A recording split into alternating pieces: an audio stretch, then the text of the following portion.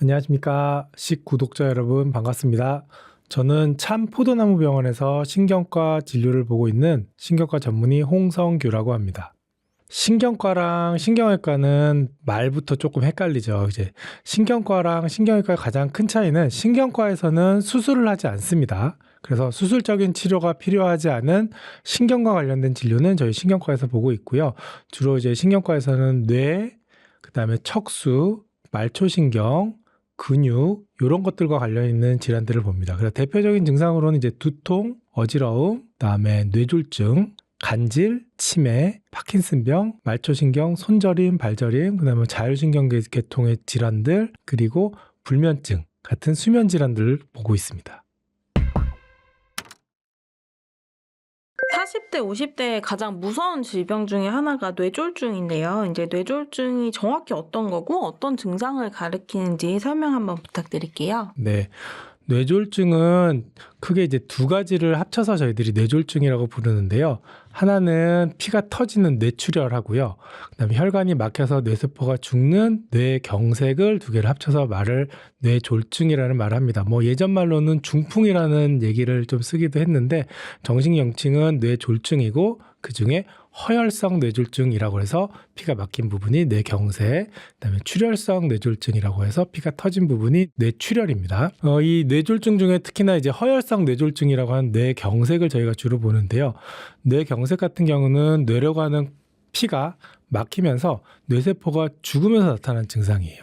그래서 대표적으로는 저희가 한쪽 팔다리가 마비가 되고 말이 어눌해지고 이런 증상들은 있지만 그 이외에도 뇌에 무수히 많은 증상들이 나타날 수가 있어요. 그래서 언어가 잘 안 된다든지 사물이 두 개로 겹쳐 보인다든지 어지럽다, 비틀거린다 이런 증상들이 나타날 수가 있습니다.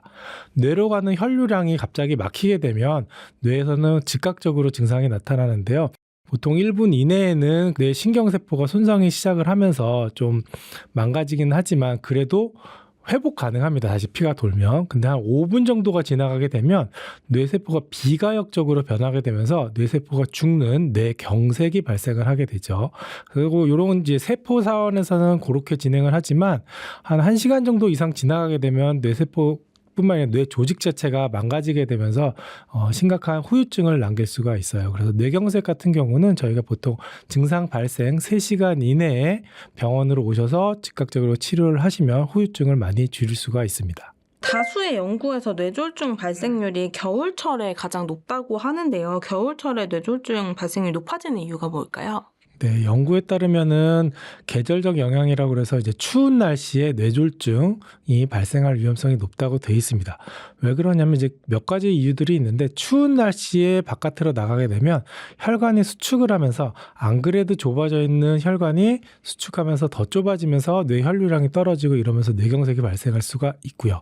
두 번째로는 이제 추운 날씨에 노출이 되면 우리 몸 안에 있는 교감신경계가 발달을 하게 됩니다. 교감신경계가 올라가면 이 교감신경이 혈압 자극을 하고 맥박수가 빨라지게 되는 그런 것들에 영향을 미치는데 이렇게 되면서 뇌졸중이 잘 생길 수도 있고요. 부정맥이라도 이제 심장에 문제가 생기면서 거기서 혈전이 더 잘 떨어지고 이러면서 피가 좀 끈적끈적해지면서 점도가 높아지고 혈전 생성이 높아지게 돼서 뇌경색이 잘 오게 됩니다. 그렇다면 나이 드신 분들이 겨울철에 좀 특히 조심해야 될 행동들이 있을까요?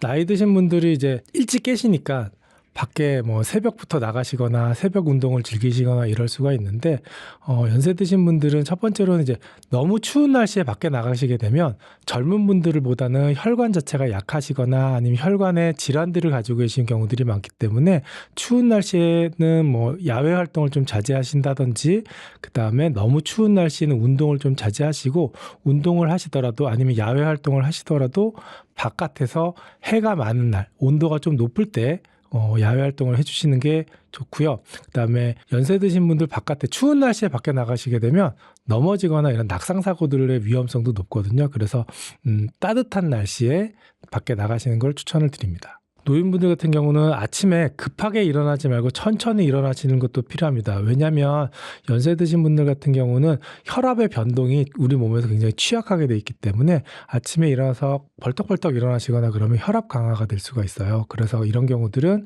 혈압이 떨어지면서 뇌혈류량도 떨어지고 이로 인해서 뇌경색 같은 게 발생할 위험성이 좀 높죠. 그래서 주의해 주셔야 됩니다. 한시 좀 조심해야 될 뇌졸중 전조 증상은 어떤 게 있을까요? 뇌졸중 같은 경우는 전조 증상이 없이 대부분 오는 걸로 돼 있어요. 다만 뇌졸중 증상이 왔다가 사라지는 그런 증상들이 있거든요. 이거를 이제 일과성 뇌허혈 발작이라고 하는데 위험성은 뇌졸중하고 똑같습니다. 뇌경색하고 일과성 뇌허혈 발작 둘 다 뇌 위험성이나 앞으로의 뇌경색 재발 발생 위험도가 많이 높은 거는 유사한데 뇌경색과 허혈 발작의 차이점이라고 하면 뇌허혈 발작 같은 경우는 증상이 발생하고 24시간 내에 사라집니다. 대부분은 뭐 몇 분, 뭐 1시간 요 정도 있다가 사라지기도 하시고 몇 시간 있다가 사라지기도 하지만 이런 증상들이 시간적으로 완전히 회복되는 경우들이 있어요. 이럴 때 이제 우리가 전조 증상이 왔다라고 얘기해 줄 수가 있고요. 이런 경우들이 우리가 주의해야 될 뇌졸중의 전조 증상으로는 일반적으로 저희가 FAST라고 해서 영어로 FAST라고 해서 환자분들한테 설명을 드리는데 F는 먼저 얼굴입니다. face. 그래서 얼굴 한쪽이 틀어지거나 그다음에 입이 돌아가거나 눈이 잘 안 감기거나 이런 얼굴에 비대칭성이 발생하는 거가 있고요. 두 번째로는 A라고 해가지고 암입니다. 팔을 이렇게 들었을 때 한쪽이 처진다. 그다음에 S는 스피치입니다. 그러니까 말이 어눌해지거나 말을 못하거나 하는 경우들이 우리가 흔하게 발생할 수가 있고 이것들을 빨리 발견할 수 있는 증상들이 되겠죠. 그래서 이런 증상들이 발생을 하시게 되면 타임입니다. 빠른 시간 내에 빨리 병원에 방문하셔서 뇌경색을 진단을 받고 그 다음에 빨리 치료를 하시는 게 회복에는 훨씬 더 좋고요. 그 다음에 이 이외에 뇌경색 증상으로는 우리가 걸을 때 보행장애라고 그러거든요. 이제 걸을 때 휘청휘청거리거나 한쪽 다리를 절거나 이런 경우들이 있을 수가 있고 그다음에 힘 빠지는 것뿐만이 아니라 한쪽 팔이나 한쪽 다리 쪽으로 저린 느낌, 감각이 떨어지는 느낌이 올 수가 있고요. 얼굴 쪽으로도 얼굴이 비대칭이 오는 것뿐만 아니라 얼굴 한쪽에 감각이 떨어지는 경우가 생길 수가 있어요. 그래서 이런 경우들은 뇌졸중이 왔다라거나 아니면 뇌에 문제가 있다라고 생각을 할 수가 있습니다. 그 이외에 또 나타날 수 있는 증상들이 보는 거, 시야 장애라고 해서 우리가 사물을 보면 한쪽의 시야가 안 보입니다. 이렇게. 그래서 내가 안 보이는 걸 인식을 못할 수는 있지만 걸어가다가 한쪽을 자꾸 부딪힌다든지 이럴 때는 한쪽이 안 보이는 걸로 증상이 왔다라고 생각을 해서 조심하시면 되고요. 그 이외에는 또 이제 사물이 두 개로 겹쳐 보이는 경우들이 있어요. 좀 흐릿하다 아니면 두 개로 겹쳐 보인다.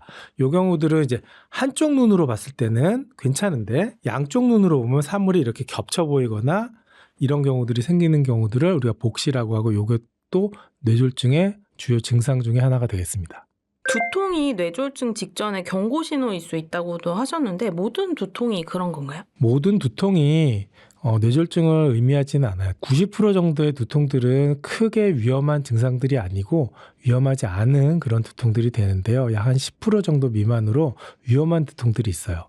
이런 위험한 두통의 증상으로는 첫 번째로는 갑자기 발생된 두통입니다. 우리 뇌 안에 무언가 문제가 일어났다라고 생각을 할 수가 있어요. 그래서 뇌경색이 왔다라든지 피가 터지는 뇌출혈이 왔다라든지 이런 증상들을 우리가 의심을 해볼 수가 있고요. 두 번째로는 이제 벼락두통이라고 해서 갑자기 깨질 듯한 극심한 두통이 발생을 했을 때는 뇌졸중이나 뇌출혈을 의심을 해볼 수가 있어요. 그리고 이제 두통과 동반된 증상들이 같이 있을 때 조금 더 뇌졸중이나 뇌와 관련된 이상으로 발생한 두통을 생각을 해볼 수가 있는데요. 구역질이나 구토가 난다든지 한쪽 팔다리로 마비가 온다라든지 말이 어눌해진다라든지 걸을 때 비틀비틀 거리는 양상들이 동반이 된 극심한 두통이라고 한다면 뇌졸중을 의심을 해볼 수 있겠습니다. 아까 그 뇌졸중의 증상들이 잠시 있다가 사라질 수 있다고 설명해 주셨는데 실제로 사례들을 좀 들어 설명해 주시면 좋을 것 같아요. 제가 한 달 전에도 이런 분을 뵀는데 한 40세 남자분이셨어요. 이분은 이제 회사에서 일을 하다가 갑자기 한쪽 팔 다리로 마비가 왔다가 한 1시간 정도 있다가 되돌아오셨었거든요. 이분 같은 경우는 기저질환으로는 혈압이 있었고 담배를 피우시는 분이었어요. 팔다리 마비는 약 1시간 정도 지속이 됐었고 그 1시간 지난 이후에 증상이 좋아졌고 걱정이 돼서 병원에 오셨고 저희 병원에서 검사를 해봤을 때는 뇌 MRI상에서 이상은 없었지만 MRA라고 뇌 혈관을 찍어봤더니 오른쪽 옆으로 가는 중대뇌동맥의 협착이 보였던 분이세요. 이렇게 혈관이 좁아져서 피가 안 가면서 팔다리로 마비가 잠시 왔다가 풀어졌던 분이 있고요. 또 다른 분 같은 경우는 골프를 치시던 중에 갑자기 한쪽이 안 보이는 그런 양상을 보이시고 병원을 찾아오세요. 이분 같은 경우는 그렇게 오래 있었지는 않았어요. 오른쪽 시야로 한쪽 부분이 잘 안 보이는 게 한 5분 정도 있다가 풀리셨고 병원에 오셔서 MRI 검사를 해봤을 때는 특별한 이상은 없었지만 심장에서 심방세동이라는 부정맥 때문에 혈전이 떨어져 나오는 것 때문에 이런 증상이 왔던 걸로 보였던 환자분도 있었고 그다음에 작년에 뵀던 분인데 여자 환자분이셨어요. 60대셨는데 아침에 일어났더니 너무 어지러운 거예요. 그래서 비틀비틀거리고 그다음에 어지러워서 균형도 못 잡겠고 이런 증상이 한 30분 정도 있다가 좋아졌다고 그래서 이제 따님분이랑 같이 오셨었는데 이분은 이제 머리 MRI를 찍었더니 MRI상에서는 특별한 뇌경색이나 뭐 뇌출혈 이런 거 보이지는 않았는데 머릿속 혈관 특히나 이제 어지러움이랑 관련있는 머리 뒤쪽으로 올라온 혈관이 좁아져 있는 거를 발견을 하고 이분도 이제 치료를 하시면서 아직까지 같이 다니고 계십니다. 그럼 지금 이제 말씀해 주신 것처럼 어떤 검진을 통해서 미리 이런 뇌졸중을 예방하거나 발견하고 싶으신 분들도 있을 텐데 어떤 검진들을 좀 나이 드신 분들은 좀 자주 하면 좋을까요?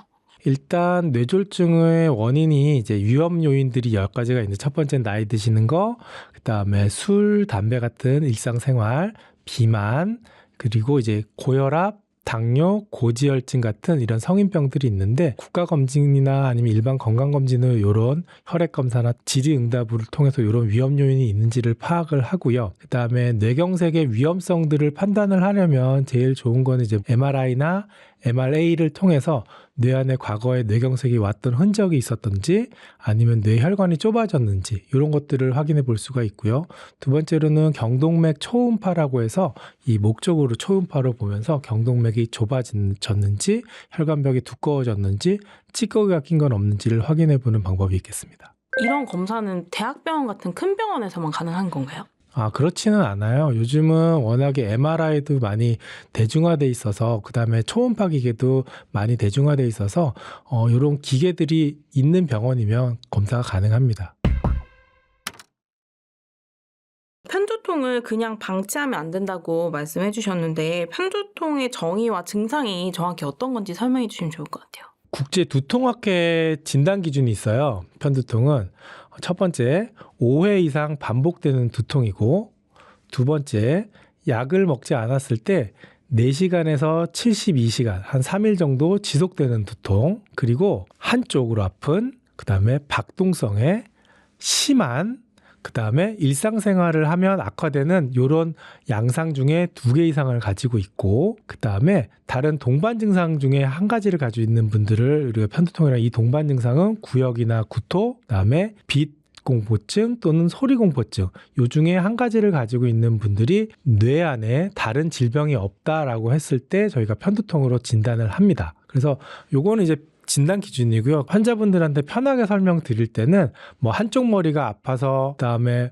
울렁울렁거려서 이럴 때 편두통이라고 말씀을 드리지는 않고 그건 편두통의 증상 중에 하나긴 하지만 일반적으로는 심한 두통, 욱신거리는 두통, 머리가 아플 때 속이 울렁거리는 두통 이런 것들이 있을 때 그다음에 이런 증상이 아니더라도 좀 심한 두통이 있을 때는 조금 더 편두통을 의심을 해볼 수가 있습니다. 이게 일반 두통과는 어떻게 다르다고 볼 수 있을까요?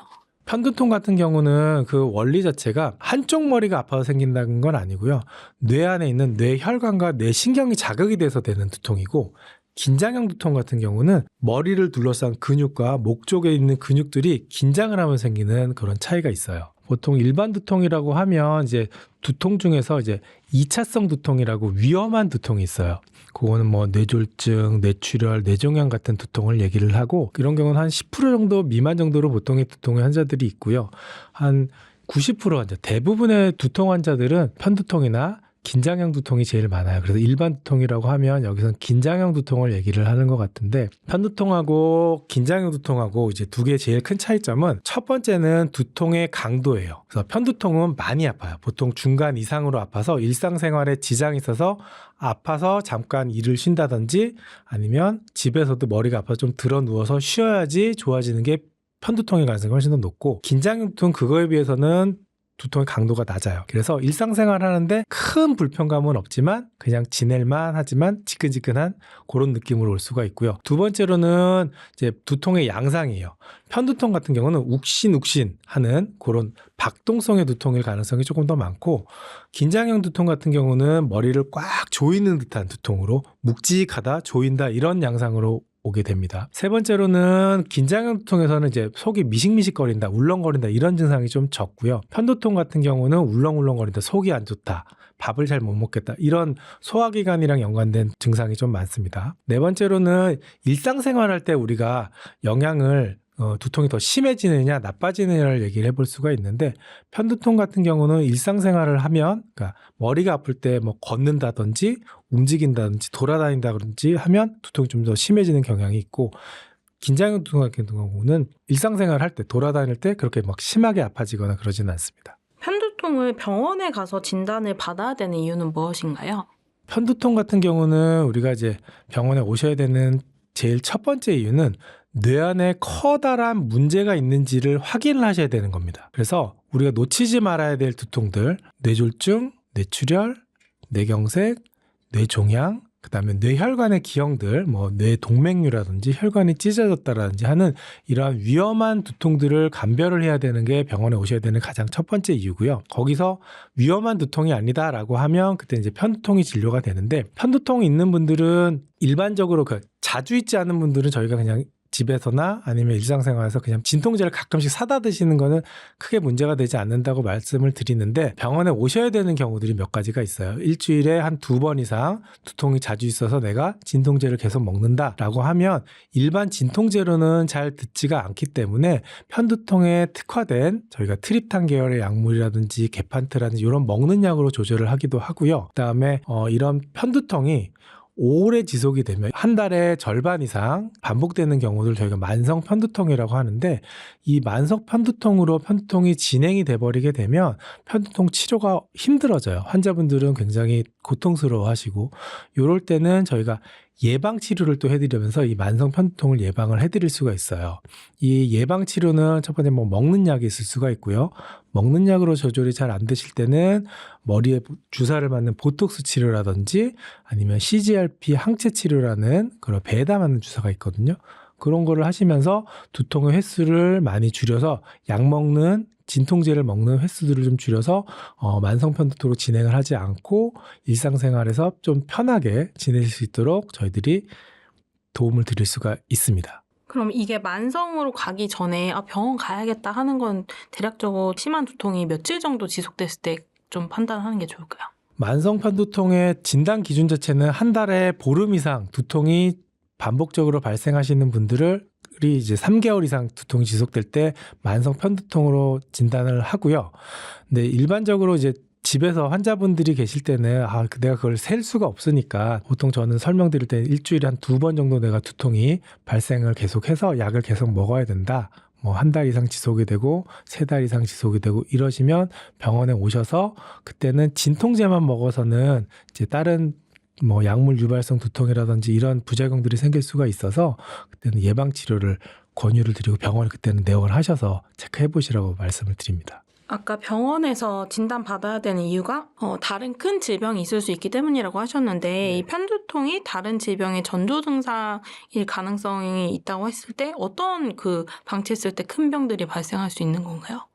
편두통하고 유사하게 나타날 수 있는 뇌 안의 질병들이 좀 있어요. 뭐 예를 들면 뇌졸중, 중풍이라고 하죠. 뇌경색 그런 것들이 있을 수가 있고 뇌출혈도 올 수가 있고요. 그다음에 뇌 안에 있는 정맥이라고 해서 정맥 안에 혈전이 쌓이면서 뇌가 붓고 그것 때문에 생기는 두통도 편두통하고 유사하게 관찰이 될 수가 있고 뇌 혈관이 좁아져 가지고 돼 있는 그런 질병이 아니라 혈관이 연축이라고 해서 이렇게 잠깐 쪼그라들었다가 펴지고 쪼그라들었다가 펴지고 하는 그런 뇌혈관 연축으로 인한 극심한 두통도 편두통하고 유사하게 나타날 수가 있고 뇌 동맥류라든지 뇌혈관이 파열이 됐을 때 이런 것들도 나올 수가 있고요. 조금 더 위험한 병들로는 뇌전증, 옛날 말로 간질이라고 하는 뇌전증이나 뇌종양, 뇌수막염, 뇌 안에 염증이 생기고 뇌수막에 염증이 생기는 경우도 편두통하고 유사하게 나타날 수가 있어서 병원에 오셔서 이런 위험한 것들은 체크를 한번 해보고 넘어가시면 될 것 같아요.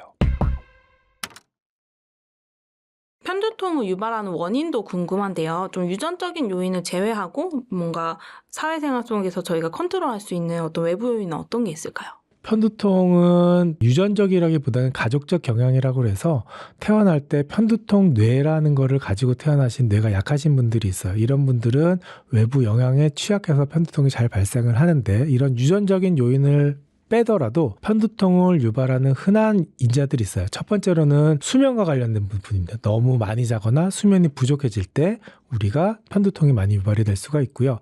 그 다음에 스트레스, 과도한 스트레스인데 여기서 스트레스라고 하면 정신적인 스트레스도 있고요. 육체적으로 몸이 너무 많이 힘들다는 그런 육체적인 스트레스도 있습니다. 그런 스트레스도 유발을 할 수가 있고 그 다음에 호르몬의 변화들 때문에도 두통이 유발이 될 수가 있어요. 이런 경우들은 여성분들이 월경 주기에 따라 나온다라든지 아니 임신과 관련해서도 두통이 발생할 수가 있고요. 그 이외에는 이런 빛들, 센 빛이 들어오거나 하면 편두통이 유발이 될 수가 있고 그 다음에 시끄러운 소리, 냄새 이런 것들이 유발을 할 수가 있습니다. 그 이외에는 날씨가 갑작스럽게 변화가 됐을 때 그게 우리 몸에 스트레스로 들어와서 두통을 유발하는 경우들도 있어요. 이거는 이제 환경적인 요인들이고 그 이외에도 음식 같은 경우들도 우리가 두통을 유발을 할 수가 있는데 숙성된 치즈 같은 경우들이 두통을 유발해요. 숙성된 치즈에는 티라민이라는 성분이 들어있고 이 티라민이 두통을 유발을 하는 걸로 돼 있습니다. 그 이외에는 햄이나 소세지 같은 가공육들에 들어가 있는 보존제로 아질산염이라고 있는데 이 아질산염이 들어간 것들 때문에 우리가 두통이 유발이 되고요. 그에는 초콜릿이나 카카오 같은 거에 들어있는 페니레티나민이라는 성분이 우리 두통을 유발할 수가 있어서 이런 초콜릿도 조심하실 필요가 있고요. MSG 성분이 들어간 이런 인공 조미료들도 두통을 일으키는 경우도 있습니다. 그에 요즘 제로 칼로리 음료라든지 제로 칼로리 제품들이 많은데 여기에 들어갈 수 있는 이제 아스파탐이라는 인공 감미료도 두통을 모든 분들한테 일으키지는 않지만 일으키는 경우가 있어서 이런 제품을 먹고 두통이 일어나신다고 하면 좀 피해 주실 게 필요하고요. 그 외에는 레드와인이나 맥주 같은 거에 들어있는 알코올 성분이 두통을 유발을 합니다. 그리고 이제 우리가 많이 드시는 커피 같은 경우도 카페인이 편두통을 유발을 할 수가 있는데 카페인 같은 경우는 처음에 한 잔을 마셨을 때는 편두통이 가라앉지만 보통 하루에 한 카페인 200ml니까 아메리카노로 한 잔이나 두 잔 정도 이상 복용을 하시게 되면 카페인 자체가 편두통을 또 유발하는 걸로 되어 있습니다. 아까 수면 얘기하시면서 너무 많이 자도 편두통을 유발할 수 있다고 하셨는데 사실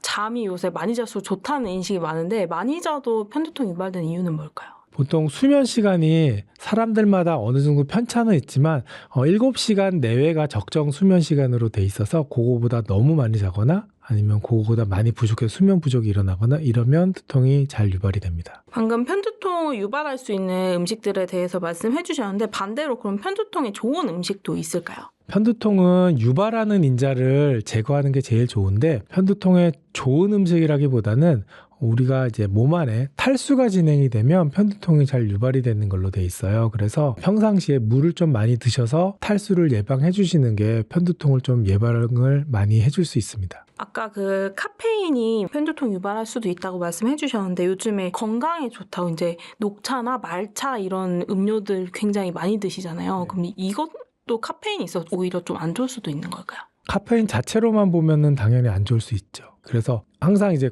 뭐든지 너무 과하면 우리 몸에 다 영향을 미쳐서요. 녹차나 말차 이런 것도 거기 안에 카페인 성분이 들어있기 때문에 과하게 많이 섭취하시는 것은 좋지는 않습니다. 그럼 물을 마실 땐 되도록 이제 맹물을 드시는. 네. 그리고 편두통의 치료 방법은 어떤 것들이 있는지 궁금합니다.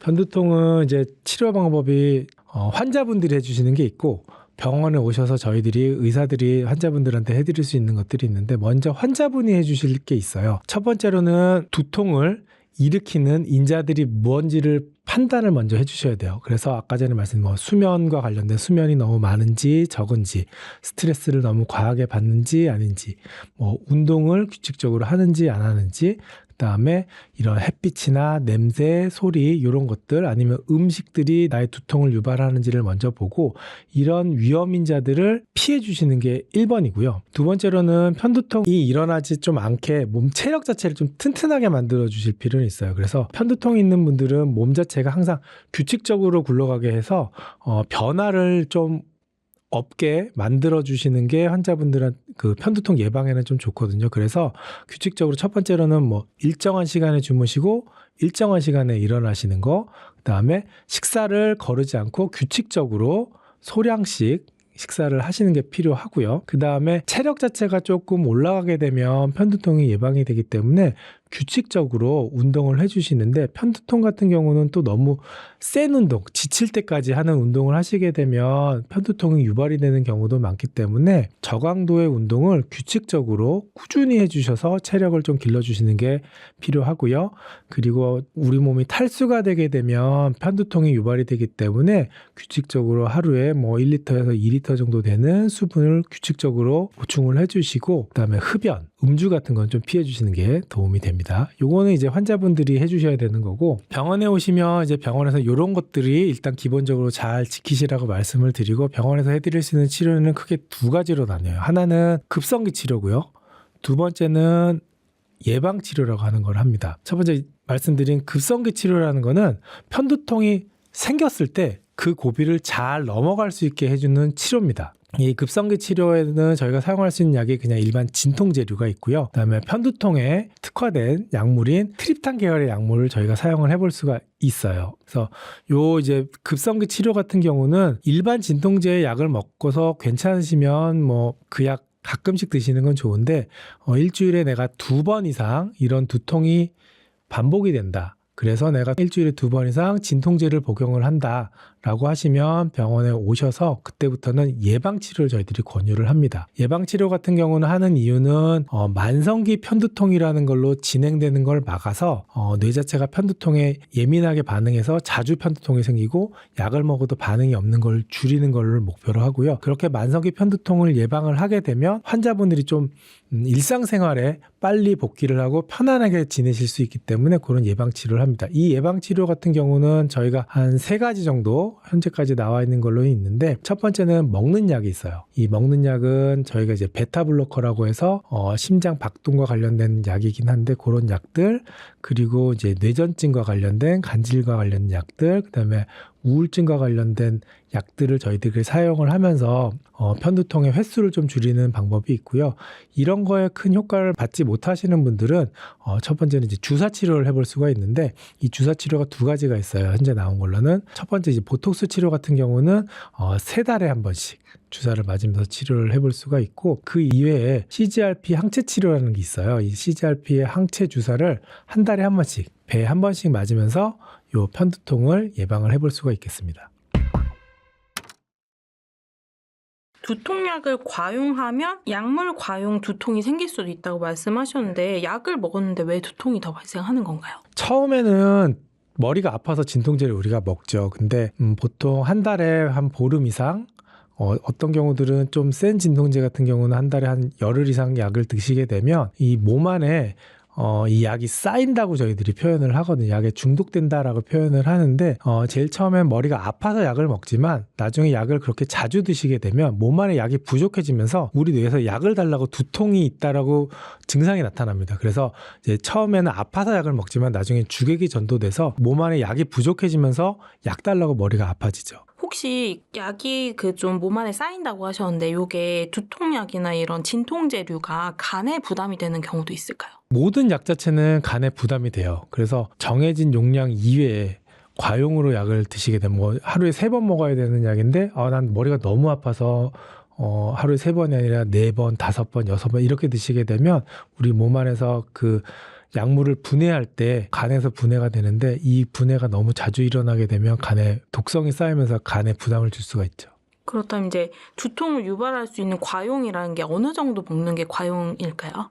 국제 두통학회 기준에 따르면 약물 과용에 그 기준들이 있는데 단순 지통제, 우리가 뭐 타이레놀이나 이런 약들이 있죠. 이런 약들은 한 달에 15일 이상 사용을 할 때, 그리고 이제 어고타민, 뭐 병원에 쓰는 편두통약인 트립탄 계열, 그다음에 마약성 진통제 같은 경우들은 한 달에 열흘 이상 사용을 하게 되면 약물 과용 두통의 위험이 있고, 이렇게 약을 많이 복용을 하신 분들이 두통이 자주 생긴다, 잘 안 낫는다 하면 그때는 약물 과용 두통으로 저희들이 진단합니다. 혹시 좀 어떤 기저질환이 있을 때는 두통약 조심해서 먹어라 이런 질환들도 있을까요? 콩팥이 안 좋으신 분들한테는 우리가 엔세이드라고 하는 그 소염 진통제가 있어요. 이 약이 들어가게 되면 이 약은 이제 신장에서 대사가 되는데, 이 콩팥이 안 좋은 분들이 이 엔세이드란 약을 많이 복용하시게 되면 신장 기능이 나빠집니다. 그래서 요 신장 기능이 안 좋으신 분들은 요 엔세이드라는 소염 진통제는 좀 복용을 자제하시는 게 도움이 됩니다.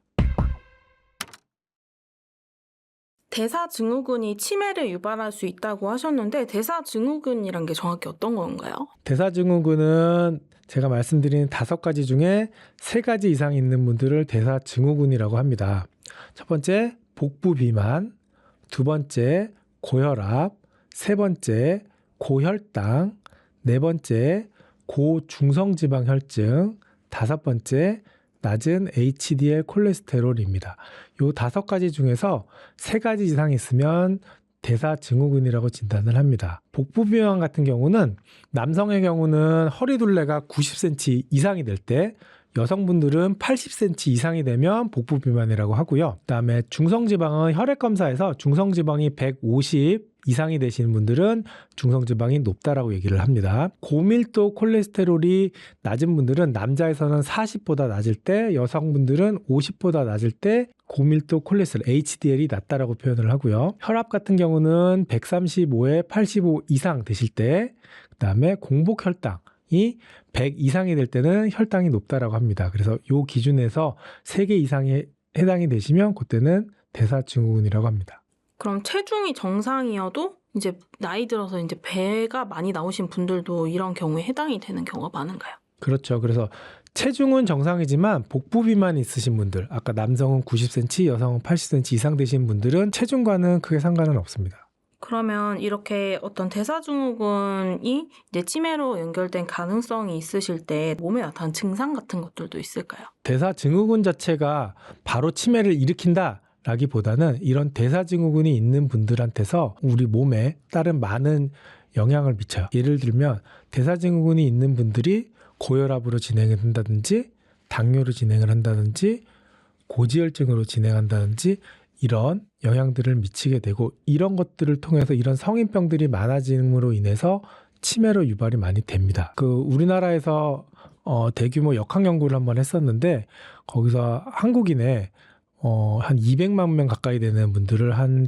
7, 8년 정도 추적 관찰을 해봤어요. 거기서 이제 봤더니 대사증후군이 있는 환자들은 65세 이전에 조기 치매 위험이 없는 분들에 비해서 24%나 증가되어 있는 것들이 이제 보고가 됐고요. 그다음에 아까 말씀드린 이 대사증후군 5개 중에 5개 모두를 가지고 있는 분들은 그 위험이 70%까지 올라가는 걸로 되어 있습니다. 치매를 일으키는 기전들은 이제 대사증후군이 있는 분들은 고혈압이나 고혈당 같은 게 생기시면서 뇌 혈관을 손상을 시키고, 혈관이 손상이 되면서 뇌로 가는 혈류량이 감소가 되면서 혈관성 치매 위험성이 증가가 될 수가 있고요. 그다음에 몸 안에 인슐린 저항성이 높아지면서 뇌 안에 있었던 에너지 대사 기능에 장애가 오고, 이로 인해서 신경세포가 손상이 되면서 알츠하이머병과 같은 증상들의 위험성이 높아지게 됩니다. 그에 만성염증으로도 많이 발생을 할 수가 있기 때문에 이럴 때도 뇌 안에 뇌 아밀로이드 베타가 쌓인다든지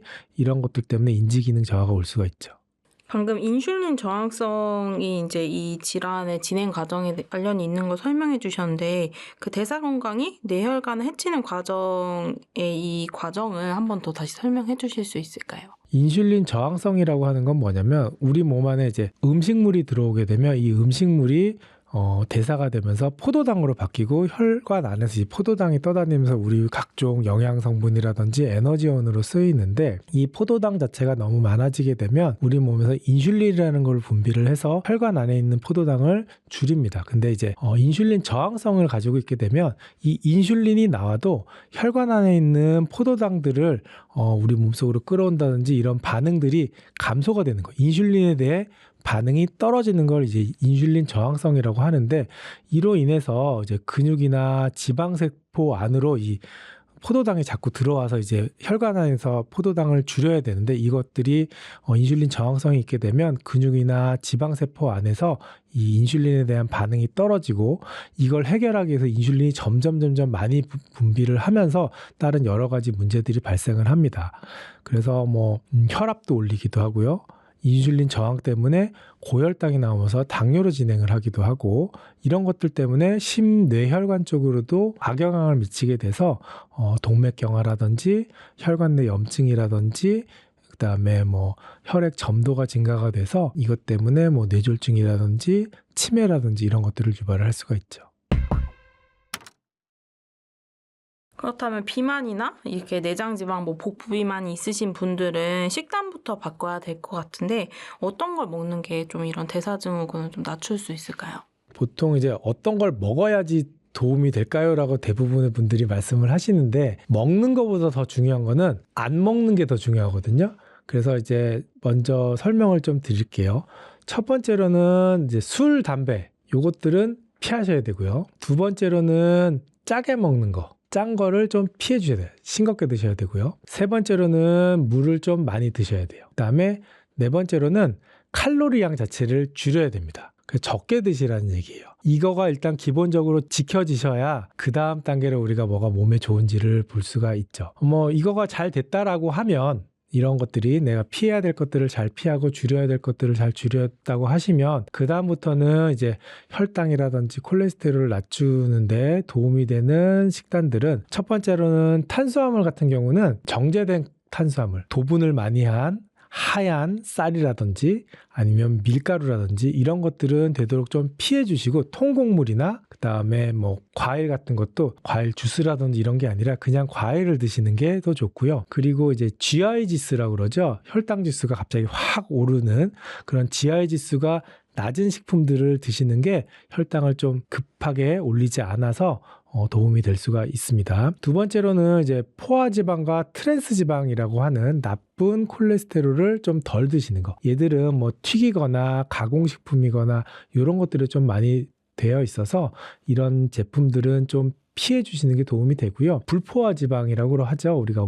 올리브유라든지 그 등푸른 생선에 들어있는 기름 이런 것들이 좀 좋기 때문에 이런 것들로 드시는 게 도움이 될 수가 있습니다. 단백질 같은 경우는 우리가 살코기나 생선, 두부 이런 저지방의 단백질을 섭취하는 게 도움이 좀 될 수가 있고 단백질 좋다고 인스턴트 식품 많이 드시는 건 또 좋지는 않습니다. 그래서 그런 거 좀 피해 주시면 되고요. 음료수라든지 이런 것들도 당분이 많이 들어가는 음료수는 좋지는 않아요. 그래서 혈당을 올릴 수 있는 당분들은 좀 피해 주시고 물이라든지 차라든지 이쪽으로 드시는 게 조금 더 좋고 물 좀 많이 드시고요. 그다음에 알코올 요거 정말 안 좋기 때문에 알코올은 조금 피해 주시는 게 도움이 됩니다. 그 다음에 이 다음번으로 말씀드릴 거는 이제 규칙적으로 식사를 하시라고 제가 말씀을 드리는데 규칙적으로 안 드시는 분들 너무 많거든요.